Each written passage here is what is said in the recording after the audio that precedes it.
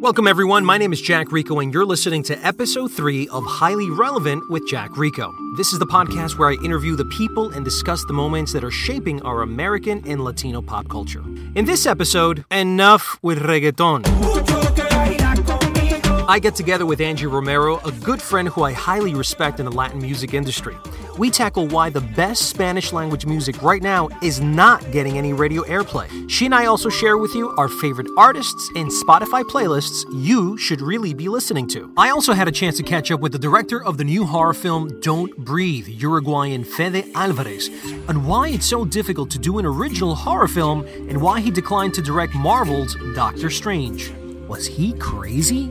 His answer will blow your mind. And I finally get to chat with my brother from another mother, Jim Shearer, a man of many talents and former VH1 and MTV2 VJ, to discuss whether anyone still gives two hoots about MTV's VMAs. Sit back and just listen. Angie Romero is the senior editor of U.S. Latin content programming at Spotify. She was the former deputy editor at Latino magazine, editor-in-chief of Variety Latino, and has written for Billboard, Rolling Stone, and The Washington Post. Thanks for coming on the podcast, Angie. Oh, thank you so much, Jack. I'm so excited to be on your new podcast, and I want to say thank you because we really needed to have this space, to have these really interesting conversations that we're already having. But now, it's a time to share with the world. So there was really a need for this, and I'm glad that you're the one to do it. Well, thank you so much. And I'm very glad that you're on the podcast because I really want to get your insight on a few things about the state of Latin music in our country right now. I feel like there's a lot of shifts going on. It's not the same type of sound that we probably heard 5 to even 10 years ago. But before we get into all this nice, nitty-gritty stuff on Latin music, let's talk a little bit about you. How did you get started in journalism? Well, it's funny because when I started my career as an entertainment journalist, this was probably like 2003. So it was like right after the Latin explosion of the turn of the century. And right before the reggaeton explosion with like Daddy Yankee's Gasolina and all that. So I was at Vibe magazine, and I guess because I was one of the few Latinos on staff, they were like, well, you're Latino, you must like reggaeton, so you're going to be the resident reggaeton queen. And that was just really funny because I didn't initially love the genre, but because I've been reporting on it for so long and seeing it sort of be really hot and then fade away, and now it's come back with a fury, which we're going to talk about in a minute. But so it's just really interesting. I guess I have a soft spot in my heart for reggaeton and all that because I've witnessed its journey in the culture. Right. I'm not a fan of reggaeton. I'm just going to say that straight up off the bat. Reggaeton to me has always been an acquired taste. I do remember when Gasolina and Daddy Yankee made it all the way to Z100. It crossed over along with Don Omar.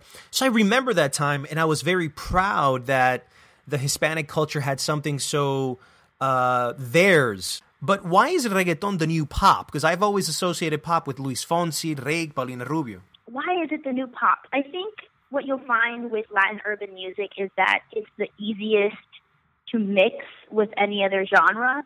So you can have these blends like of bachata reggaeton or vallenato reggaeton, which is really hot right now because Colombia has become sort of the new hotbed of reggaeton, EDM with reggaeton. It's such a malleable type of sound. You can really mix it with anything else, and that has allowed it to become a lot more mainstream, as has the fact that like the lyrics themselves quite different from what we would hear back in the day. The kind of reggaeton that we're hearing today has a lot more emphasis on melody. The lyrics are a lot softer. These reggaetoneros are singing to women. They're singing about love, or in some cases, desamor. Right, like Chino y Nacho. Eres mi chica ideal, a quien quiero querer, no pareces real. Rakim y Ken Y. Tengo muchas ganas de besarte, tengo muchas cosas que contarte. Joey Montana. No pienso dejarte, contigo me voy de party vacilar. Exactly, and those particular guys that you just named had been doing that from the beginning, but that wasn't like the most popular breed of reggaeton. Right, so just to caught speak. on. But today, Exactly. Today, everybody in reggaeton is singing that romantic kind of reggaeton, if you will. And so that's why you hear like grandmothers or kids, everybody singing along to these songs because they're no longer like this, more raw de la calle sound. So in some ways it's evolved a lot, I think. And the fact that now artists like Nicky Jam and Maluma, they're coming out of Colombia with this much more, I would say, like this tropical blend. It's like tropical, it's pop, it's reggaeton, it's this cool mixture. That's really interesting because it speaks to the globalization of this sound too. It's no longer like confined to Puerto Rico or like the underground.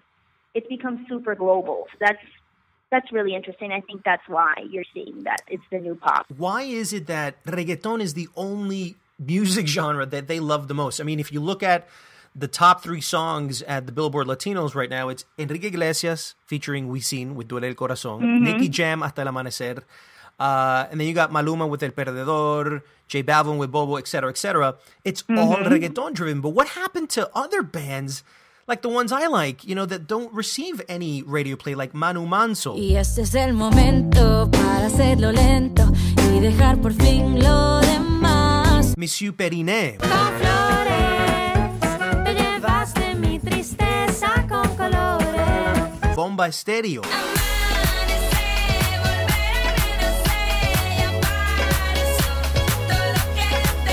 Belanova, Jesse Joy. These are bands that I would actually say it's like the golden era of this great pop folk rock sound that radio just does not want to embrace. Right. Well, what's interesting about radio is that was always the case. It was hard at any point in time to go to radio and get a true representation of all the great music that was out there. I don't think that's ever been the case.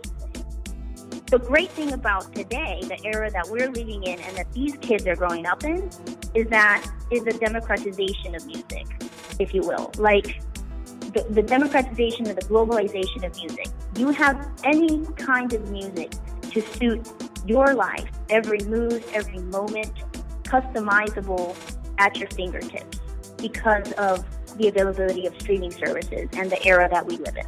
So you no longer have to depend on radio to be that authority to tell you this is good and this is bad. You can decide for yourself and you can customize it to suit your life. And I think really that is the best thing that could have ever happened. But so to answer your question, there is so much great Latin music out there that is not being played on the radio. That's true. But it's getting played elsewhere, and nowadays those kinds of artists like Monsieur Periné or like, this girl she's Colombian, her name is Paula, and she makes the most beautiful pop ballads, like those full, beautiful pop ballads that are just missing, from radio today. Let me ask you something, Angie. As senior editor of U.S. Latin content programming at Spotify, what exactly is your responsibility? Is it to find new music that you think people will like, or just to give them what they already want? And that's interesting that you put it that way, because so maybe there's music out there that I don't particularly love, but that doesn't mean that I shouldn't program it. It is my duty. It is my responsibility to give the people what they want, but also help them discover new and interesting music and artists and songs that can, again, I keep going to this idea of soundtracking your life because, to me, that I can't live without music. From the moment I wake up to the moment I go to bed, and any big or small moments in my life, music plays a key role. And so I'm not alone in that. So the responsibility to give people options to be the soundtrack of their lives is huge.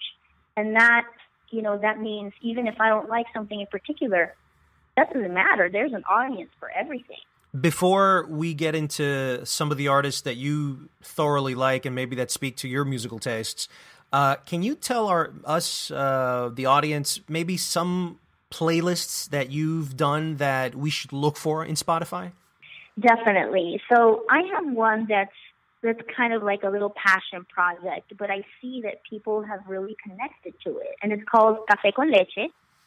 I love the name already. Yeah, thank you. I think something about the name But beyond the name, like when I created it, and this is like less than 6 months old, but it's really grown a lot and it has a high level of engagement. Café con Leche is like about a feeling. It's about kind of just warming up your heart and like making you feel good and positive, and it's just something about it. It's a vibe. Is it true that I heard that Rake is singing in English now? Yes, that is true. In fact, they were in the office last Friday, and we had such a blast with them because they've been around for a long time. They're known for doing, what they do, these great ballads, and they have a core audience. But now they're singing in English, and these guys are super, bilingual, bicultural. So it's very natural. It's not forced as it can be in certain cases, but it's super cool. They have a song called Spanglish, which is doing really well on Spotify right now. So check them out. Before we leave, I have a question. It probably has nothing to do with reggaeton, obviously, from what I'm about to tell you, but it's just something that I just wanted to talk to you about. It's about Luis Miguel. What happened to this guy? I mean, seriously, why has he been so resistant to changing his sound? There's been no evolution whatsoever. All his albums sound like they could be from 1988. He's never wanted to collaborate with anyone except Frank Sinatra, and that was like posthumously. Right. I still think his best album after Romances, believe it or not, is the Christmas album he did, Navidades, con Luis Miguel. By far, It's to me the best Spanish Christmas album ever made. It's a very traditional big band, but why does this guy not want to evolve? I think when you're Luis Miguel, you don't have to. He's a bit of a diva from what I've heard. I don't know him personally, but he's a difficult man to collaborate is what I've heard with, but he's one of those few old school dudes that's left, very Sinatra-like, you know what I mean? Those guys didn't adapt to the world adapted to them. And, for better or for worse, I think those kinds of talents, they're few and far between these days.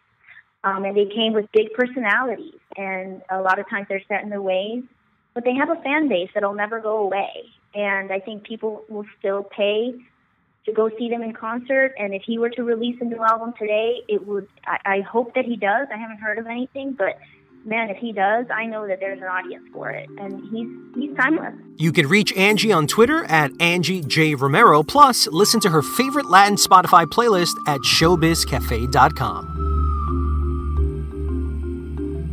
It's time for Jacked In.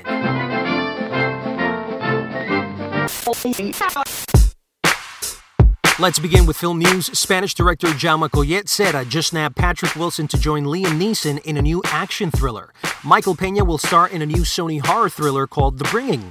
Brazilian actress Sonia Braga will play Julia Roberts' mother in the film Wonder, and Ben Affleck will direct the remake of Witness for the Prosecution from Agatha Christie. Switching over to TV, Amazon is planning to do the Departed series, but instead of Boston being the backdrop, it'll be Chicago. In other TV news, Michael Strahan has sold ABC his first scripted sports drama. TV Land's The Jim Gaffigan Show will no longer continue after this season. And Netflix's new comedy Friends from College will star Keegan-Michael Key, Fred Savage, and Kobe Smulders. Production begins this fall in New York. Over to music, it's the album everyone was waiting for the last 4 years. Frank Ocean released 2 albums this week. The visual album Endless and Blonde exclusively on Apple Music, with collaborations from Beyoncé, Kanye West, Andre 3000, and Tyler, the Creator. Metallica released a new single called Hardwire. Ricky Martin and Maluma shot a music video in Miami for the track Vente Pa' Acá, directed by Jesse Terrero. And can you believe that Demi Lovato and Ariana Grande were sued for copyright infringement in the same week? Can't anyone compose an original song anymore? In tech news, not that we needed another one, but the Wall Street Journal reported that Pandora will become a full-out music streaming service challenging Spotify, Apple Music, and Tidal. It could be available as soon as next month. Now, here's the question. Would you consider it? And I am not thrown away, shot. And we'll finish off with Broadway and more Hamilton news. The PBS documentary version of Lin-Manuel Miranda's Hamilton will soon be making its world premiere at this year's New York Film Festival. If you can't catch it at the festival, it'll debut on PBS October 21st. Up next, I talked to director Fede Alvarez on why it's so hard to make an original horror film. Very difficult. That's why I took my time and It's been 3 years since Evil Dead came out, but I always rather give you an original movie or something better later that's something mediocre soon. Alvarez, born in Uruguay, has one of the best horror films of the summer so far in Don't Breathe. That's her guy. Wait, is he blind? Messed up to rob a blind guy, isn't it? Just because he's blind don't mean he's insane, bro. But Hollywood believes Alvarez can do other genres such as superhero films. A story broke out this week that Fede turned down Marvel's offer to helm Doctor Strange. When I asked him if he was mad for declining, he gave me one of the best answers I've ever heard on the subject of creative freedom. If I do good movies, I'll be empowered by Hollywood to, continue doing the movies that I want to do. And I'd rather fail doing a story that I had created, that it was my story, and fail because I made the wrong decisions. That fail because I wasn't able to do what I wanted because, it was a lot of money and the studio was playing a different direction, which happens all the time. And look, I've seen too many times lately young directors get taken by Hollywood and given a big movie that seems like a blessing, that, oh my God, they're getting this huge movie out of this small movie they've made. And suddenly those guys get, chewed up and spit out. And the way I see it, I just try to make enough movies in order to, by the time I get to make a bigger movie as a studio, to have a body of work and a gravitas in that room when you're making these films by committee, that people will hear you and you will be able to. It's not about having full creative control. It's about being able to get your point across and get your vision across. And whatever you imagine the movie is going to be when you read the script, it's going to resemble the movie that people see. If someday I have 5 kids in college, maybe I have to make one of those movies for them, as you call them, and everybody calls them that way, like one for me, one for them. I never signed up I never bought a house. I never got into those big problems that a lot of directors get in Hollywood. So suddenly they have big debts and they have to make movies that they don't want to do, but they have to do them in order to get paid. And I really try to keep things simple so I have creative control and creative freedom. Directors are really interesting people. They watch hundreds and hundreds of films, therefore shaping and influencing their filmmaking style. Alvarez told me of this one film, which I never looked at as a scary movie. But now that I'm thinking about it... Back to the Future is my favorite movie ever, if that tells you anything. But then, and though it's a little bit of a comedy and action and adventure, that movie is very scary as well. It has some thrills and it goes to very dark places, and even in the second one. So, I'm a child from the 80s, so whatever is the tone and style that captured the biggest cinema that Hollywood was making in the 80s, that probably encloses my taste. You can watch Fede's new horror thriller, Don't Breathe, in theaters right now. When you take the stage at the VMAs, you step into another world. Because it's not just a performance. It's a statement. We're almost at the end of the show, and I'd be remiss if I didn't chat with Jim Shearer, a music brainiac, about this weekend's MTV VMAs. Jim, thank you so much for being on the podcast, man. We've done a podcast podcast before, but you've never been on my podcast. Because I just started it, so... I know. Obviously you haven't. I know. Let's talk about... Before we talk about the VMAs, which is the reason that you've been so nice enough to come here and talk. You're a former VH1 Top 20 Countdown. You worked at MTV2, so you know the MTV DNA very well. I want to talk to you about... I was just checking out your Instagram, man. This weekend you were, performing. I did not know that you were a performer, a musical performer. Didn't you see me perform on Big Morning Buzz Live? No, man, but I thought that was a one-off thing. That was like a last minute. I've been in and out of bands since 1992. I didn't know that. I had no idea because the way it happened is I remember we were at VH1 Big Morning Buzz. And there was a band that couldn't make it on time or something. So in order to save the show, they called Superman, Jim Shearer. You came in with your cape and you did a last-minute performance of Zamboni Man, and you rocked the house. And I think everybody was with their jaw dropped on the floor because, like me, there was a lot of people that had no idea that you performed. I think I would have been a national act if I wasn't tone deaf. Like I'm a great performer, but I can't carry a tune. So that only goes so far in the punk world. Guys, if you can, go to Jim Shearer's Instagram account and see this man perform. He rocks the house. And I think it's something you should pursue. Yeah, so at MCA, Yeah, well, at MCA Day, every year they have an event in Brooklyn to honor the late, great Adam Yauch of the Beastie Boys. So this year we formed a super group. I was the de facto front man. Lyle Presler from the legendary punk rock band Minor Threat was on guitar. We had Jeremy Shatton from the Young Aborigines on bass, the group that predated the Beastie Boys. We had Nico, you know Nico from VH1. Wow. He was on drums. DJ DP1 Lejeune. And then Lejeune. I had also no idea rapped Lejeune with us. performed Yeah. that either. But listen, I want to rip into the VMAs. No. That's why you had before me we go on, to right? the VMAs, but before we go to the VMAs, I want to talk about your podcast. Tell us a little bit about your podcast and how people can tune in and what it's about. Wow, that's very nice of you, Jack. Yeah, me and Lyle Presler from the legendary punk rock group Minor Threat have a weekly podcast called The Week in Music with Lyle and Jim, and you can listen to it on yinslove.podbean.com. And what is it about? Or you could... It's just we recap the week in music. Oh, that's awesome. Now, speaking of MTV, remember they used to have the Week in Rock? Yeah. Well, this is the podcast version of that. So we'll go through the music headlines of the week and break it down like they would on talk radio, except talk radio rarely talks about music, sadly. I know. You know what? Which brings us to the VMAs. You know, Jim, is the VMAs relevant today? No, it's dead. It's done. So why are they still doing this? Jack. Why are they still doing this? It's it. Well, it's all they got left.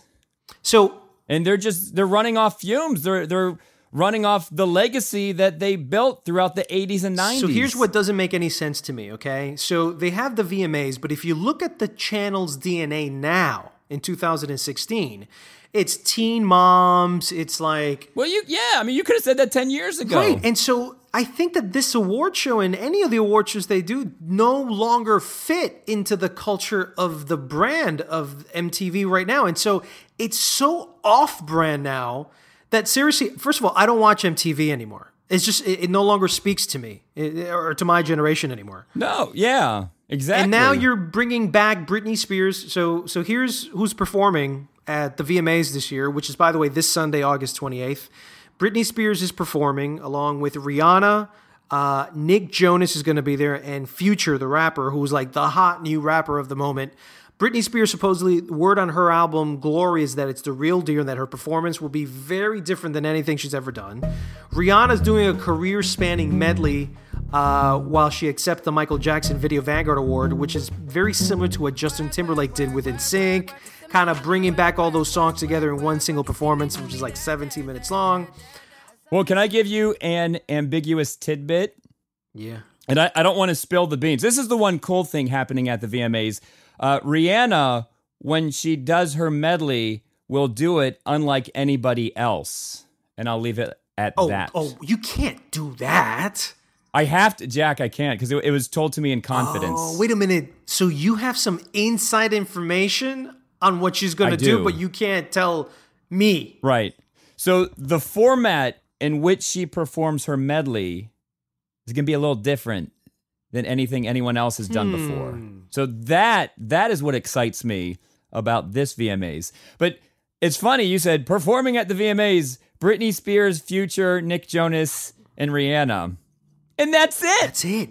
The freaking show's on Sunday. There's only 4 performances announced. Back in the day, we'd have 10 performances. I was searching through Google. I was searching through the... That's it. There's nothing... There's no buzz about this show. There's nothing going on. Jack, you're always in and around New York City.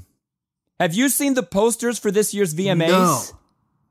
It's black and white. It's a picture of the Moon Man. It says VMAs August whatever. Oh, that's right. What's the date of this Sunday? That's right. It looks like any art design student could have done that poster. So, wait, it's August 28th. This Sunday is when the VMAs happen. Now, just to put things into perspective, I don't watch MTV as much as I used to. No one does, Jim, I don't watch VH1 as much as I used to. A few weeks ago, I was talking to someone, and they said, yeah, VMAs, it's crazy. It's starting to gear up. And I said, well, where are they happening? And they said, well, they're happening at Madison Square Garden. So I live in freaking New York City, I'm on the subway all the time, and I didn't know that the VMAs were taking place at Madison Square Garden, the world's most famous arena, the first time the VMAs are going to be at MSG. No one cares anymore. It's insane! It's insane! You're in shock like I am. I worked the VMAs before in New York City at Radio City Music Hall, and in June, in July, we were pumping up the VMAs. You couldn't go in New York City without seeing posters, without knowing who was performing, when it was going to take place. You know what? I think I'm going to be watching HBO's The Night Of at that moment. That grim, gloomy show, which is the best show on TV, is probably going to be even more entertaining than this. So I have an analogy as to why the VMAs aren't relevant anymore. Okay. So let's take the New York Yankees as an example. Throughout the year, they will cater to everybody. They'll have Choo-Choo Train Day, where you can get a Yankees choo-choo train for your 10-year-old kid. Then they'll have Bat Day, where your 15-year-old kid can get a bat. And then they have Old Timers Day to cater to people like us, the 40 and 50-year-olds who want to relive their childhood. But throughout the years, MTV hasn't catered to people like us. No, they haven't. We're the serious music fan. We remember the historic VMAs. So 10, 15 years ago, we said, well, we're done. And then the internet and social media came along, and the teenagers are like, well, why do I want to watch MTV? I can go on YouTube and watch whatever I want. So as the audience died off, there was no one there to replace us. So I'm sure there's some 20-year-olds who think this is going to be cool, but in 5 to 10 years, if that, MTV might be dead. But if they're not playing any videos on the channel, and all these videos are being played on the internet, instead of having MTV do it, I think they should just literally license out the name of MTV VMAs and put it on Vivo, or put it on Pandora, or put it on Spotify, or one of these new music platforms like Tidal, or even Apple Music should have their own award shows as opposed to having them on a channel that doesn't even play what they're selling. Right. I mean, they do at 4 o'clock in the morning. Oh, come on. That doesn't even count. But there was something that cracked me up when I was looking at the nominations. Well, first of all, David Bowie is nominated for award, I think in the direction category. I think it's like MTV hasn't touched a MTV hasn't touched a David Bowie video in years. There was another one where I looked and I'm like, come on now. Yeah, I had a chance to look at it. Well, Kanye West Famous. Did they show Famous on MTV? Maybe they did, but probably at 4 a.m. Yeah, too hot to TV though. If you've ever seen that video. Oh yeah, it's these wax figures. It's nudity.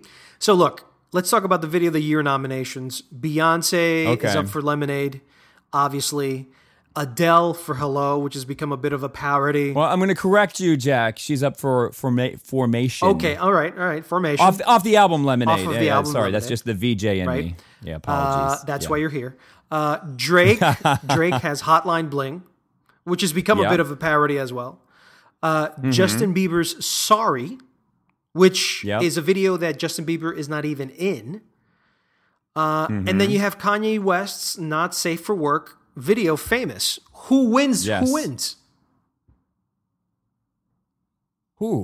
Well, see, I used to have this category down pat. I think I correctly predicted it 3 or 4 years ago. I think I have my choice. I'm dying to know what you think. Well, it's not necessarily about the video. It's about the moment they can make. Or the popularity of the artist at that specific moment. Right. So Beyonce is nominated for 11, so there's a damn good chance she's going to be in the house on Sunday. So she could win. I don't see Bieber winning. Drake could win just because it was such a big video. Kanye could win because it would be exciting, right, to have Kanye on at the end of the show. And Adele should win, but because Adele isn't performing, I don't know if she does. Right. So let's look at this. So Beyonce, the reason Beyonce will not win is because it's too predictable. Adele can't win because Hello is a power ballad that doesn't fit the essence of what MTV is. Right. Drake, Hotline Bling, to me it's a bit of a parody, man. and unfortunately, I can't vote for something that everybody's making fun of. Justin Bieber is not even in the video. Yeah. So, well, that's not going to win. So it's definitely not going to win, and he's going through a bit of a decline, I guess, in terms of popularity, who he is, his brand, etc. So the only person that I can see win is Kanye West for Famous, because it's A, controversial. B, he doesn't necessarily get awards all the time. He's not a shoo-in like a Taylor Swift, who seems to be sweeping every award for every award show she's in. So I think it's Kanye West's day on Sunday to win Best Video of the Year. What do you think? We live in a world of moments where it's not necessarily about the 2-hour show, but the 2-minute snippet that you can watch on a repeat afterwards. That's right. So his speech at the end, that would be the 2-minute snippet you would watch on Monday morning. Like when... I think it's going to be, I think it's going to be Beyonce or Drake. Ooh. With the drama, does Kanye get up on the mic? I don't think it is going to be Adele. I think it could be Adele. I think Justin Bieber is the only one that I don't think there's a chance for Sorry from Justin Bieber. So, all right. So, but just call it. Who's winning on Sunday? Video of the Year. Let's go Beyonce, Formation. All right. I'm going to go with Kanye West's Famous. And watch it be Hotline and Bling. Oh my God. Drake. Could you imagine if it's Justin Bieber's Sorry?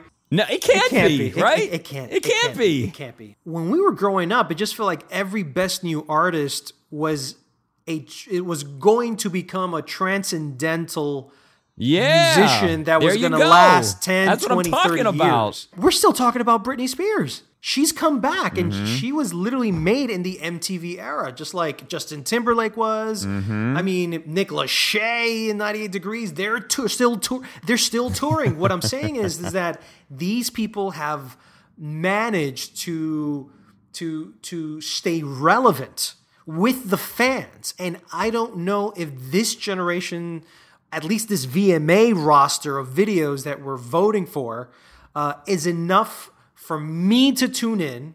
I don't know if it's enough for me to listen to on any stream. And I don't necessarily know if none of this music connects with someone like me. I think we live in the day and age where it's all about views and numbers and likes. But if that's the case, Jim, then why is Britney Spears performing? She's a 90s act being pitched to a 12-year-old demographic. She's still a social media sensation. Britney Spears is the Madonna for the millennials. I disagree with that. I think she was the Madonna of the millennials of the 90s. But if you're 12, 15, 17 right now, look, Britney Spears has become more of an artist for the gay community in my mind, where... there's like Cher, Madonna. I think Britney Spears is now a part of that category where it's very dance, electronica, it's Vegas, There's many artists that sort of fit that demographic. I don't know if she's the representative of the millennial crowd nowadays. So it's in direct contrast. But how do you think they view her? You know what? Don't you think they view her as a pop icon, like the teenagers in the 90s? Yeah, but you know Madonna? what? Then give her the Vanguard Award or the Michael Jackson Award for, hey, listen, this is your Lifetime Achievement Award. But she's coming out with a new album. By the way, I hear Glory is the real deal album. But for a 15-year-old, I don't know. I just can't wrap my head around that at all. Sadly, Jack, I haven't missed a VMA since 1990. What was your favorite? It was the one with Nirvana. So I think that was either 91 or 92. It's been that long that you've liked the VMA? No, that was my favorite. I liked the 94 VMAs, 95 VMAs. I remember enjoying the 99 VMA. I think that was the first one with Chris Rock. Oh, I remember that. And then after that,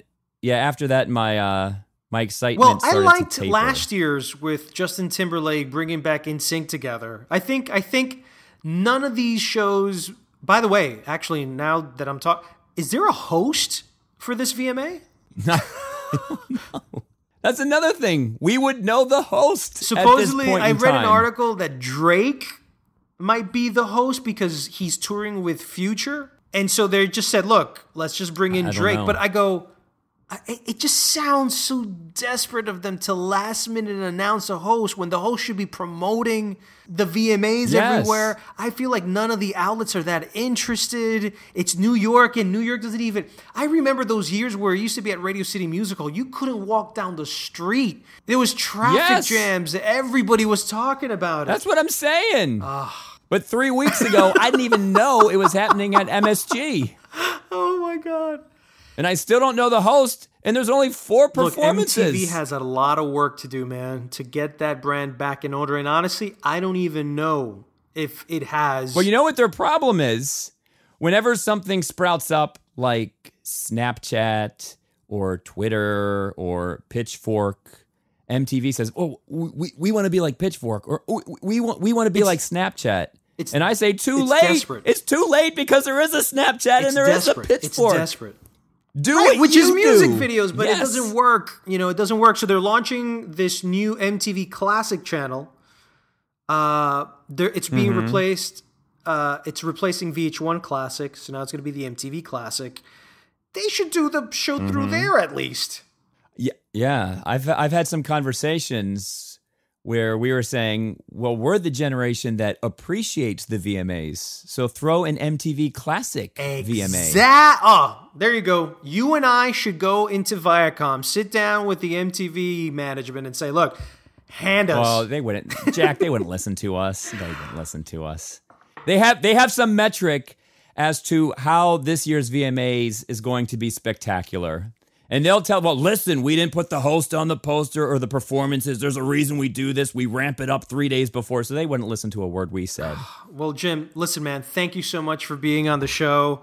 This was an interesting conversation about a brand that's becoming a dinosaur before our very eyes. And we don't even know if it has, sadly, an award show that it used to set the tone and the conversation for the rest of pop culture in our country. Yes. And unfortunately, it's fizzled out to the point where it's shameful that they're even having this award show. They should just give it it's like peaceful death, move on to a different award show, create a new show for a new generation. I mean, album releases were geared upon the VMAs. It was the start of the fall music season. That is right. It was the Super Bowl. For the kids, man, the VMAs after were the Grammys, huge. this was the young genera's Grammys. But it was cooler than the Grammys. It was more dangerous than the Grammys. It was the award show for the youth movement in America and in the world. This could be, Jack, a 4-week conversation. Be, and stop me, man. I'm just hanging up the phone right now. You can catch Jim Shearer on his podcast. You could also reach Jim if you want to give him a shout out on Twitter at Jim Shearer and also on Instagram at Jim Shearer. Thanks so much, Jim, for being on the podcast, buddy. Let's grab a beer and watch some soccer next time around. Yep, I'll see you, Jack. That's it for this third episode of Highly Relevant. I want to thank Fede Alvarez and my good friends Angie Romero and Jim Shearer for being on the show this week, and I hope you enjoyed it. If you have any suggestions on how I can improve the show, please email me at highlyrelevant@showbizcafe.com. That's highlyrelevant@showbizcafe.com. Also, if you like the podcast, share it. Share it with your friends, and please subscribe, rate it, and leave a review. We're also now on Stitcher and SoundCloud, too.